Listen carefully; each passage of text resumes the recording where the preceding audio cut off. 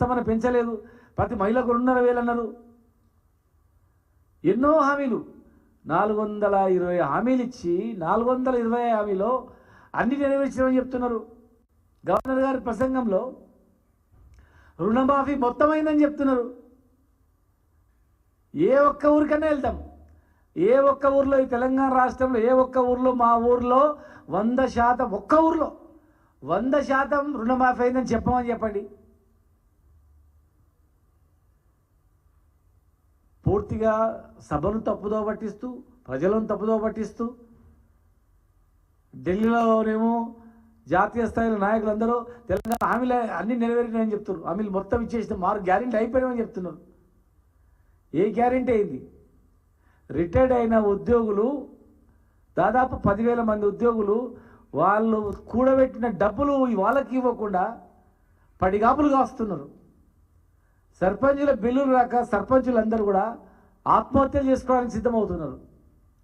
హైదరాబాద్లో బిల్డర్లు ఆత్మహత్యలు చేసుకుంటున్నారు.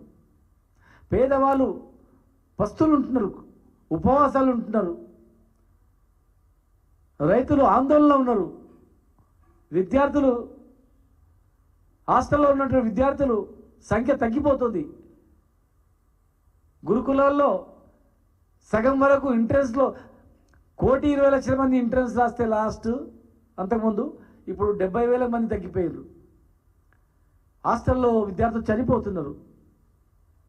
వీటి మీద దృష్టి పెట్టకుండా, చర్చించకుండా, ప్రతిపక్ష సలహాలు సూచనలు తీసుకోకుండా ప్రతిపక్షాల గొంతు నొక్కేస్తూ వెతికి ఏ మాట అన్నాడో దొరికేరా అని చెప్పి అయిపోయి సస్పెండ్ చేద్దాం, 2 రోజులు దీని మీద నడిపిద్దాం, 3 రోజులు నడిపిద్దాం, టైంపాస్ చేసే రీతిలో అవసరం అనుకుంటే బీఆర్ఎస్ పార్టీ ఎమ్మెల్యే అందరినీ కూడా సస్పెండ్ చేసి ఇదే అంశం మీద రేపు లొల్లి చేస్తే ఇగో మీరు గొడవ చేస్తున్నారు, సభలకు అడ్డం వస్తున్నారని అందరినీ కూడా సస్పెండ్ చేసి ఇక మీరు సభ నడుపుకొని సభలో అబద్ధాలతో మాట్లాడుతూ టైంపాస్ చేసి ప్రజలను మాయమాటలు చెప్పి ప్రజలను తప్పుదో పట్టించే రీతిలో ఈ సభను ఉపయోగించుకునే విధంగా అనిపిస్తూ ఉంది.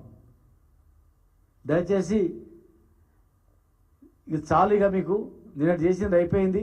ఇమ్మీడియట్గా సస్పెన్షన్ ఎత్తేసి ప్రజా సమస్యల మీద చర్చించండి, మీరు ఇచ్చిన గ్యారెంటీల మీద చర్చించండి. మరి గవర్నర్ ప్రసంగంలో అన్ని హామీలు నెరవేర్చినామన్న దానిపైన కూడా మీరు చర్చించండి, ప్రజాభిప్రాయం తీసుకోండి. మేము తప్పనుకుంటే అసెంబ్లీ సమావేశాలు అయిపోయిన తర్వాత 1 వారం రోజులు మీరు గ్రామాల వారిగా పర్యటించండి. మీరు హామీలు నెరవేర్చినవి, మీరు చెప్పినవి అన్నీ నెరవేర్చినవని చెప్పినవి అన్నీ అవుతున్నాయా? ప్రభుత్వం నడపాల్సిన వాళ్ళు ఏదైనా అప్పు చేసి నడపాలా. ప్రతి రాష్ట్రానికి అప్పు ఉంటుంది. అమెరికా లాంటి దేశానికి అప్పు ఉంటుంది. అప్పు లేని దేశమే లేదు ప్రపంచంలో. మేము అప్పును పెట్టుబడిగా అనుకున్నాం, అప్పు అనుకోలే. దాన్ని పెట్టుబడిగా అనుకొని పెట్టుబడి పెడుతున్నామని చెప్పి దాని సంపదను ప్రజలకు పంచినాం. రైతు బంధు ద్వారా పంచినాం, దళిత బంధు ద్వారా పంచినాం, పెన్షన్ల ద్వారా పంచినాం. అభివృద్ధి పేరు మీద రోడ్లు వేసి మెడికల్ కాలేజీలు కట్టి హాస్పిటల్ పెట్టి పంచినాం.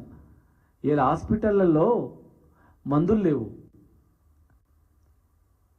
హాస్పిటళ్ళు అనారోగ్యంగా పాలవుతున్నాయి.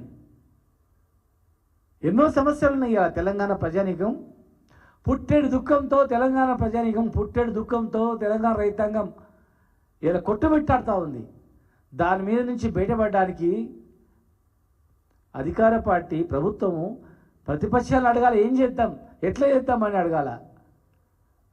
మీ అనుభవంతో మాకు చెప్పండి, మీరు ఎట్లా నడిపిన 10 ఏళ్ళు, మరి మేము కూడా ఎట్లా నడుపుతాం అడగాల, సూచనలు అడగాల. కానీ జగదీశ్వర్ రెడ్డి గారు మాట్లాడిన దాన్ని వ్యక్తీకరించి ఏదో దళితులు అవమానపరిచేసిందో అని చెప్పి మాట్లాడి సస్పెండ్ చేసి ఆ సస్పెండ్ పై మీద గొడవ కావాలి, వీళ్ళందరూ మళ్ళీ రేపు లొల్లి చేయాలి, వెలుగులోకి రావాలి, వీళ్ళని కూడా సస్పెండ్ చేయాలి, సభను నడుపుకోవాలి, మా ఇష్టానుసారంగా వ్యవహరించాలి, ఏ బిల్లు పెట్టినా దాని మీద చర్చ జరగకుండా చేయాలనేటువంటి రీతిలో కనిపిస్తూ ఉంది. ఇది పద్ధతి కాదని చెప్పి ప్రజలను ఎదురు చూస్తూ ఉన్నారు. మీరు ఇచ్చిన హామీలపైన చర్చించాలని చెప్పి మీ ద్వారా ప్రభుత్వానికి తెలియజేస్తా ఉన్నాం.